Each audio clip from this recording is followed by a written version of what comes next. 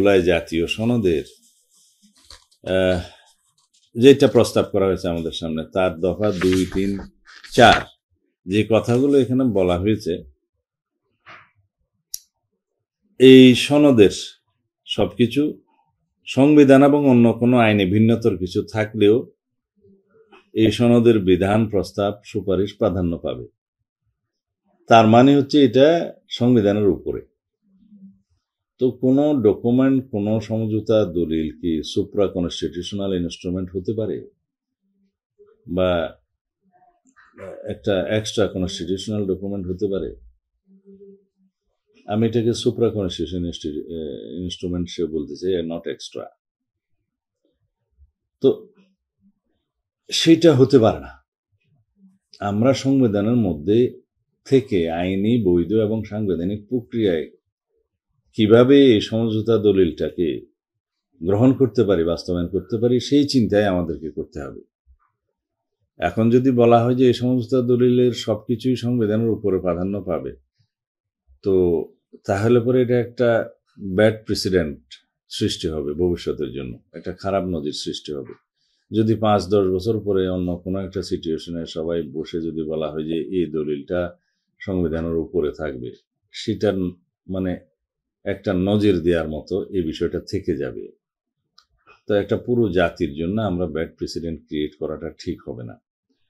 তারপরে বলছে আপিল বিভাগে যে কোনো প্রশ্নের চূড়ান্ত মীমাংসার, মানে এই সনদের কোনো বিধান, প্রস্তাব বা সুপারিশের ব্যাখ্যা, মানে এই জুলাই জাতীয় সনদের যে কোনো রকমের বিধিবিধানের ব্যাখ্যা, চূড়ান্ত মীমাংসার এখতিয়ার বাংলাদেশ সুপ্রিম কোর্টের আপিল বিভাগের উপর ন্যস্ত থাকবে। তখন আপিল বিভাগের উপর কি আমরা এরকম কোনো আইন ন্যস্ত করতে পারি? আপিল বিভাগ হচ্ছে সুপ্রিম কোর্ট একটাই আদালত, কনস্টিটিউশনাল কোর্ট, তার 2টা বিভাগ। এখন আপিলের ডিভিশনে কোনটা যায়? হাইকোর্ট ডিভিশন থেকে যে কোনো রায়ের বিরুদ্ধে আপিলের বিভাগে আপিল হয়।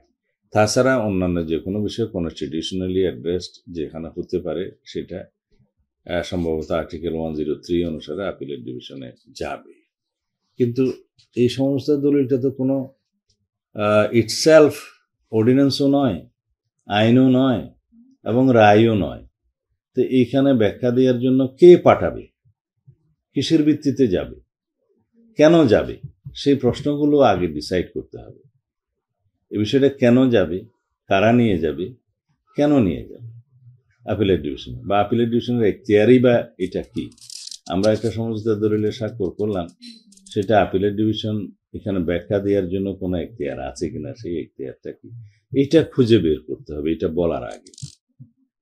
আর আরো একটা বিষয় যেটা হয়েছে, এটা খুবই অবজেকশনেবল, যে জুলাই জাতীয় সনদ 2025-এর প্রতিটি বিধান, প্রস্তাব ও সুপারিশ সাংবিধানিক, আইনগতভাবে বলবৎ হিসেবে গণ্য হবে বিধায় এর বৈধতা, প্রয়োজনীয়তা আদালতে প্রশ্ন তোলা যাবে না। এখন বিষয় হলো, কোনো আদালতে প্রশ্ন তোলা যাবে না, এই এখতিয়ার কি আমাদের সংবিধান কাউকে দিয়েছে? যে সমস্ত বিষয় সংসদের সার্বভৌম হাউজে আলোচিত হয়, সংসদের কার্য বিধি, এগুলো শুধু আদালতে উত্থাপিত করা যায় না। যে সংসদের ভিতরে যা কিছুই আলোচিত হবে, সেই বিষয়গুলো নিয়ে আদালতে প্রশ্ন উত্থাপন করা যায় না। ওইটা হচ্ছে সোভারেইন পার্লামেন্টের একটা প্রিভিলেজ অথবা ইমিউনিটিস আমরা বলতে পারি, যে হাউসের মধ্যে যা কিছুই আলাপ হবে, যা কিছুই প্রসিডিং হবে, সেটা এমনকি আদালতের বিরুদ্ধেও যদি কেউ বক্তব্য দেয়, সেটা আদালতে প্রশ্ন তোলা যায় না। কিন্তু এছাড়া আরেকটা বিষয় আছে আর্টিকেল 125-এ, খুব সম্ভবত, যে নির্বাচন কমিশন কর্তৃক ডিলিমিটেশন ইত্যাদির ক্ষেত্রে যে সিদ্ধান্ত দিবে, এটা চূড়ান্ত, এটা আদালতে যায় না, এরকম একটা বিধান লেখা আছে। তো এইখানে এছাড়া অন্যান্য যে কোনো বিষয়ে আদালতে প্রশ্ন তোলা যাবে না, এই কথাটা আমার মনে হয় এটা সঠিকভাবে উচ্চারিত হয়নি। এটা অন্য কোনো ল্যাঙ্গুয়েজ, ভাষায় হয়তো লেখা যেত। এখন কর্তৃত্ব, আইনগত গণ্য বা জারি করার কর্তৃত্ব সম্পর্কে, জারি মানে এটা হচ্ছে অ্যাকশনে যাওয়া আর কি, এক্সিকিউট করা। তো এটা আদালতে প্রশ্ন তুলতেই পারে কেউ, কারণ আর্টিকেল 31 অনুসারে কনস্টিটিউশনের এটা যে কোনো নাগরিকের অধিকার, আইনের আশ্রয় লাভ করার অধিকার। যে কোনো বিষয়ে তার যদি তার জীবন, সম্পদ বা অন্যান্য যে কোনো বিষয়ে কোনো ক্ষতিগ্রস্ত হয় বা প্রশ্ন উত্থাপিত হয়, তার আইনের আশ্রয় লাভের অধিকার আছে, প্রশ্ন তোলার অধিকার আছে। তো সেইটাকে তো আমরা ভাইলেট করলাম। তাহলে আদালতে, যে কোনো আদালতে প্রশ্ন উত্থাপিত হবে না, এই বিষয়টা আমার মনে হয় এইভাবে উল্লেখ করা ঠিক হবে না। সুতরাং এই বিষয়ে আরো অনেক কথা আছে, সেটা আমাদের সাথে যখন আলাপ আলোচনা হবে তখন আমরা সেই বিষয়গুলো উপস্থাপন করতে পারবো। তবে আমি সব বিষয়ে পজিটিভ, এই কারণেই পজিটিভ যে আমাদেরকে জুলাই জাতীয় সনদ স্বাক্ষর করতে হবে। জাতীয় ঐকমত্যের ভিত্তিতে গৃহীত সমস্ত প্রতিশ্রুতি পালন করতে হবে। আমাদেরকে সংস্কারের মধ্য দিয়েই এই রাষ্ট্রটাকে একটি শক্তিশালী গণতান্ত্রিক রাষ্ট্র বিনির্মাণ করতে হবে। আমাদেরকে সেই গণতন্ত্র প্রতিষ্ঠা করতে হবে, যে গণতন্ত্রের জন্য আমাদের সন্তানরা শহীদ হয়েছেন, রক্ত দিয়েছেন, পঙ্গুত্ব বরণ করেছেন, অন্ধত্ব বরণ করেছেন। তাদের সেই প্রত্যাশা, জাতির যে প্রত্যাশা, আমাদের যে অঙ্গীকার, সেগুলো আমাদের বাস্তবায়ন করতে হবে। সুতরাং আমরা সবাই বসে এর একটা আইনগত, বৈধ এবং সাংবিধানিক প্রক্রিয়া বের করতে পারবো, এই বিশ্বাস আমার আছে।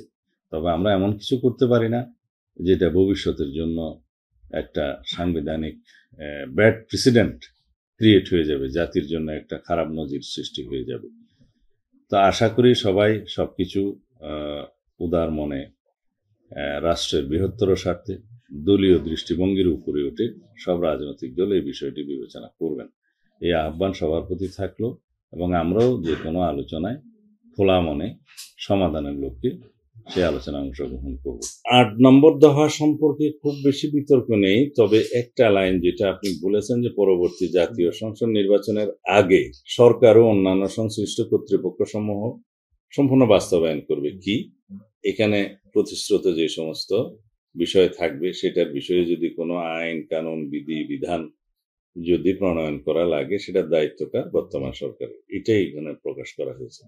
তবে ওই শব্দগুলা না রাখলে ভালো হয়, কারণ পরবর্তী জাতীয় সংসদ নির্বাচনের আগে যদি এই সরকার সেটা সম্পূর্ণ বাস্তবায়ন করে না যায়, তখন যদি কোনো ইস্যু সৃষ্টি হয় যে আমরা বাস্তবায়ন করতে পারলাম না, এটার কি হবে, সেই প্রশ্নের মধ্যে আমি যেতে চাই না। তো সুতরাং এটা না লেখে, যেহেতু দায়িত্ব বর্তমান অন্তর্বর্তীকালীন সরকারের, যে বিষয়গুলো তারা বাস্তবায়ন করতে পারবেন সেই বিষয়গুলো জাতীয় সংসদে যেগুলো দরকার সেটা জাতীয় সংসদে। তা এখন নির্বাহী আদেশ এবং অর্ডিন্যান্স জারির মধ্য দিয়ে বর্তমান সরকার সেই বিষয়গুলো বাস্তবায়নের জন্য যথেষ্ট সময় তো আছে। নির্বাচনের তফসিল ঘোষিত হবে ডিসেম্বরের মধ্যভাগে। সুতরাং তার আগ পর্যন্ত এই যে কয়েক মাস সময় আছে, এগুলো আইন কানুন বিধিবিধান প্রণয়নের জন্য যথেষ্ট সময় বলে আমরা মনে করি। এমনকি 1-1.5 মাসের মধ্যেই সমস্ত আইন কানুন বিধিবিধান এগুলো অর্ডিন্যান্স আকারে প্রকাশ করতে পারে, নির্বাহী আদেশগুলো বাস্তবায়ন করতে পারে।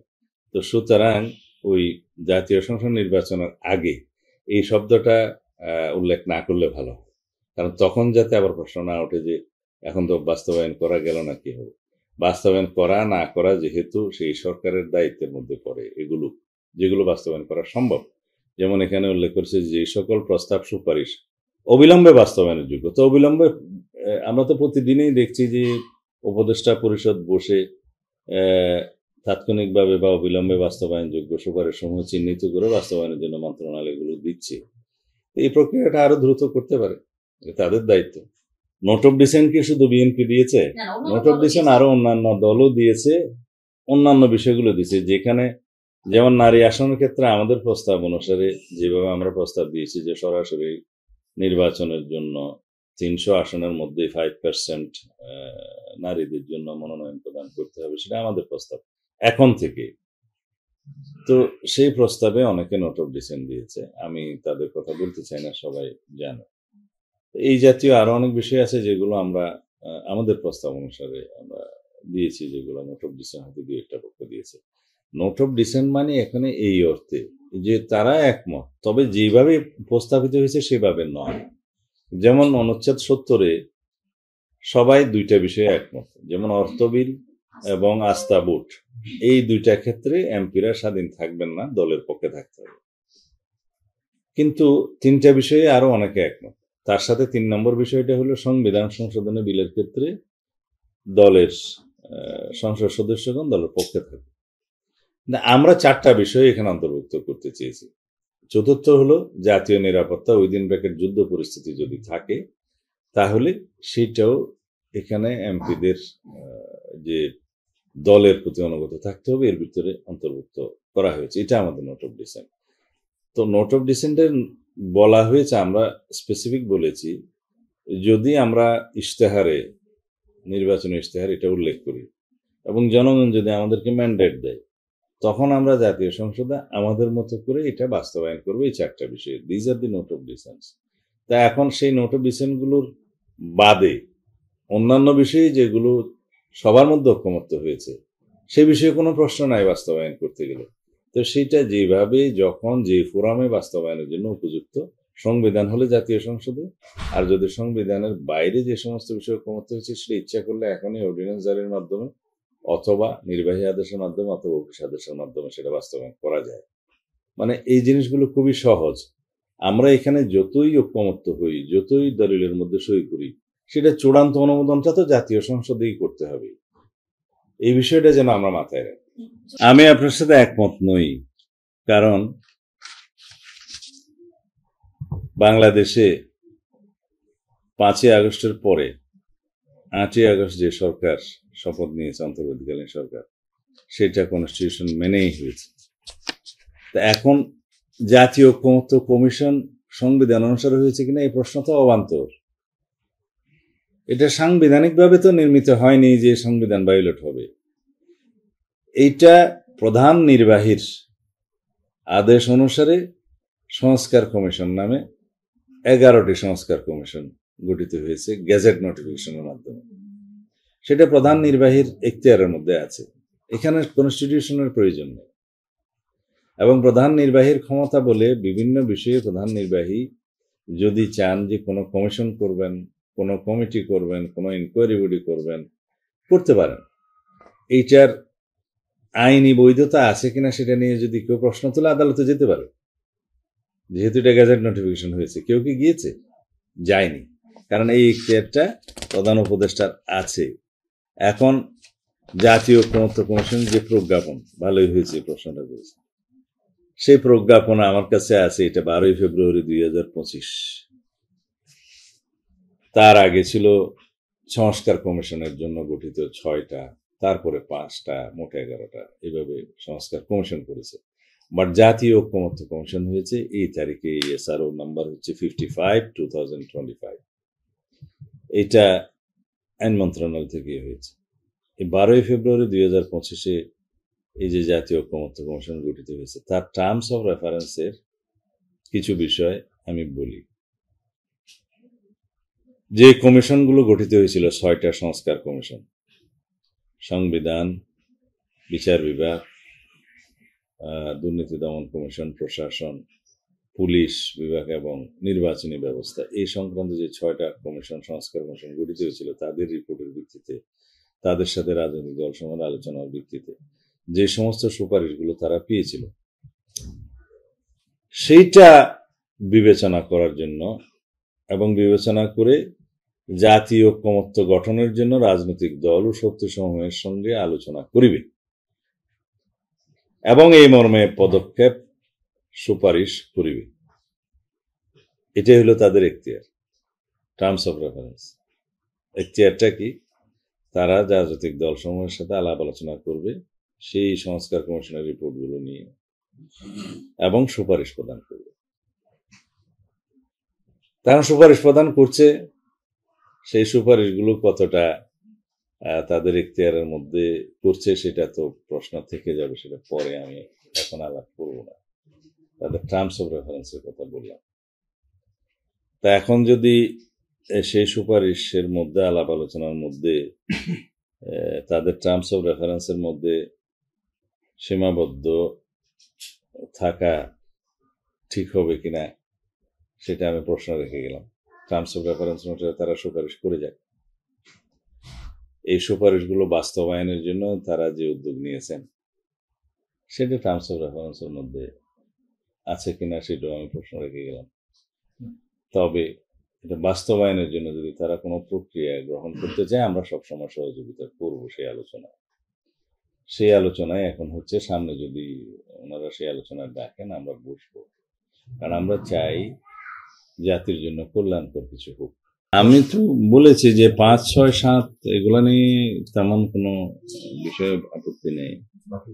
8 নম্বরে হয়তো কিছুটা শব্দ ঠিক করতে হবে, তবে 1, 2, 3, 4 নিয়ে এই বক্তব্যগুলো দিলাম। আর ভূমিকাতে যা বলা দুইটা প্যারাগ্রাফ ওগুলো সঠিকভাবে উপস্থাপিত হয়নি অথবা এখানে প্রাসঙ্গিক নয়, মিল নেই। এটা হয়তো একটা ভূমিকা দিয়ে রেফারেন্স দিয়ে বৈধতা দেওয়ার জন্য হয়তো টেনে আনা হয়েছে, যেগুলো আমার মনে হয় যে মহান মুক্তিযুদ্ধ, স্বাধীনতা যুদ্ধ, বাংলাদেশের স্বাধীনতা, তারপরে প্রভিশনাল সিস্টেম এগুলাকে নিয়ে প্রশ্ন তোলা ঠিক নয়। তারপরে জাস্টিস শাহাবুদ্দিনের সময় যে তিনি উপরাষ্ট্রপতি হলেন সেটা রাষ্ট্রীয় কোনো শূন্যতা সৃষ্টি হয় না, সাংবিধানিক শূন্যতা সৃষ্টি হয় না, সেটার সাথে এটার কোনো মিল নেই। এই কথাগুলো বললাম। যাই হোক, বিস্তারিত যখন আলোচনা হবে তখন আমরা আমাদের বক্তব্য দেব না। তবে আমরা চাই সবার সমঝোতার মধ্য দিয়ে, আলাপ আলোচনার মধ্য দিয়ে এই জুলাই জাতীয় সনদটা প্রণীত হোক, স্বাক্ষরিত হোক এবং বাস্তবায়িত হোক। নির্বাচন আগামী 2026 সালের ফেব্রুয়ারির প্রথমার্ধেই হবে ইনশাআল্লাহ। এটা মাননীয় প্রধান উপদেষ্টা এই সময়সীমাটা ঘোষণা করেছেন, চিঠি দিয়েছেন নির্বাচন কমিশনের। নির্বাচন কমিশনের প্রস্তুতি প্রায় শেষ পর্যায়ে এবং বেশ কয়েকজন উপদেষ্টা খুব দৃঢ়ভাবে উচ্চারণ করছেন গত কয়েকদিনে। এটা নির্বাচন নিয়ে আমাদের কোনো সংশয় নেই। যারা নির্বাচন নিয়ে বিভিন্ন কথাবার্তা হয়তো মাঠের বক্তৃতায় বলছেন, তারা হয়তো এটা নির্বাচনের কৌশল হিসেবে বিভিন্ন পক্ষকে চাপে রাখার জন্য হয়তো বলতে পারে, সেটা তাদের বক্তব্য, আমার কোনো মন্তব্য নেই। এটা তাদের স্বাধীনতা আছে, কথা বলবে।